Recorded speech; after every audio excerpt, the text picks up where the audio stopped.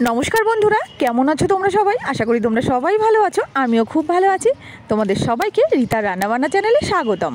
তোমরা আছো রিতার সঙ্গে, আর রিতার সঙ্গে আজকে চলে এসো রিতাদের বাগানে। তো দেখো, বাগানে অনেক থানকুনি পাতা হয়েছে। তো আমি থানকুনি পাতা কিছুটা তুলে নিচ্ছি। আর তোমরা সবাই জানো থানকুনি পাতা পেটের রোগের জন্য, বিশেষ করে আমাশয়ের জন্য খুবই উপকারী।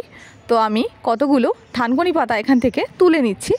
দেখো, অনেকগুলো পাতাই তুলে নিয়েছি, একদম টাটকা।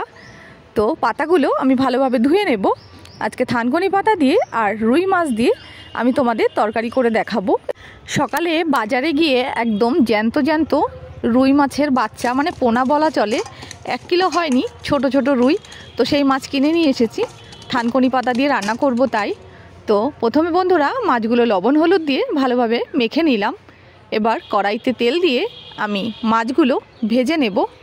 আর আরেকটা কথা বলি বন্ধুরা, এই থানকুনি পাতা কিন্তু কাঁচা বেটে ও খাওয়া যায়, সেক্ষেত্রে কিন্তু উপকারটা আরও বেশি। আমার মা, তারপরে এই বাড়ির মা, পেটে ব্যথা বা আমাশা হলে থানকুনি পাতা তুলে ভালোভাবে ধুয়ে তার মধ্যে কিছুটা কালো জিরে দিয়ে বেটে গরম হাঁড়ির মধ্যে রেখে দিত। আর তারপরে সেই দিয়ে ভাত মেখে খেলেও বন্ধুরা দারুণ লাগে, আর উপকার তো আছেই। ওইভাবেও রেসিপিটা অন্তত একবার ট্রাই করো, আশা করি তোমাদের সবার ভালো লাগবে। মাছ ভাজাগুলো হয়ে গেছে, তুলে নিলাম। মাছ ভাজার পর যে অবশিষ্ট তেল ছিল তাতে রাঁধুনি ফোড়ন দিয়ে মাছগুলো এক এক করে তার মধ্যে দিয়ে দিলাম। এবার এর মধ্যে জল ঢেলে দেব বন্ধুরা।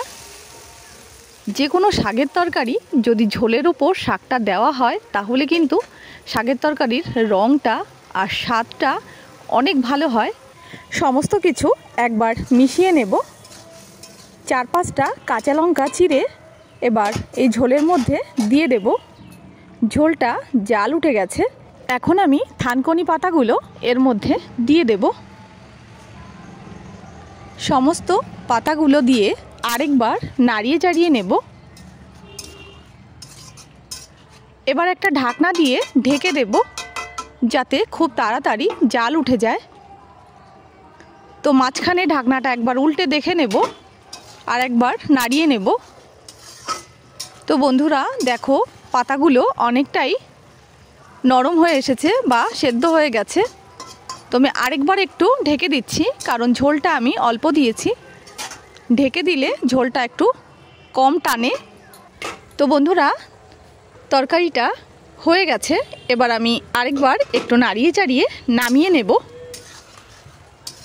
ঝোলটাও অনেকটাই কমে গেছে, দেখতেই পাচ্ছ বন্ধুরা, রঙটাও ভালো হয়েছে। শাকটা এতটাই কমে গেছে যে শুধু মাছগুলোই মনে হয় দেখা যাচ্ছে। বাচ্চারা বেশি একটা শাক পাতা পছন্দ করে না। তো বন্ধুরা এইভাবে যদি রান্না করে দাও, বাচ্চারা অবশ্যই খেয়ে নেবে, শুধু একটু মাখিয়ে দিতে হবে। তরকারিটা আমি নামিয়ে নিলাম। বন্ধুরা কত সহজে একটা স্বাস্থ্যকর রেসিপি তোমাদের সঙ্গে শেয়ার করলাম, সেটা তো তোমরা দেখলেই। তো অবশ্যই রেসিপিটা একবার হলেও ট্রাই করো, আর রেসিপিটা কেমন হয়েছে সেটা জানিও।